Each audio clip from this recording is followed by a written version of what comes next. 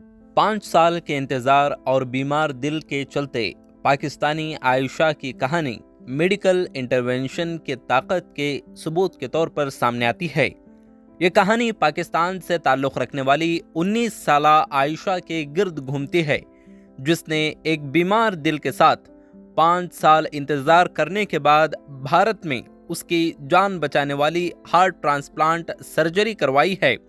चेन्नई में मौजूद MGM health care के डॉक्टरों की तरफ से की जाने वाली इस सर्जरी में एक 69 साला ब्रेन डेड मरीज के दिल का इस्तेमाल किया गया, जिसे दिल्ली के एक अस्पताल से लाया गया था।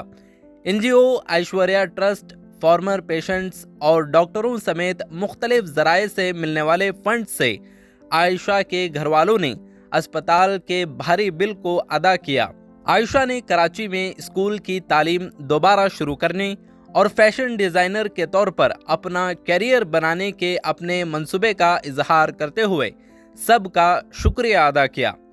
आयशा को इसका एहसास 2019 में उस वक्त हुआ जब उसे दिल का दौरा पड़ा, जिसकी वजह से उसका हार्ट फेल हो गया और इसके बाद उसे ट्रांसप्लांट के लिए एक मौके के तौर पर लेफ्ट वेंट्रिकुलर असिस्ट डिवाइस मिला।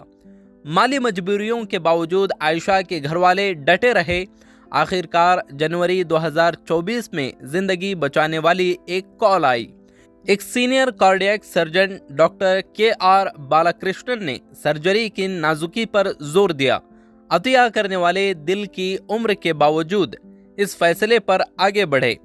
सर्जरी की कामयाबी के बाद आयशा को जीने की नई उमंग मिली, साथ ही जो कि एक चैलेंजिंग मेडिकल जर्नी की इंतहा है।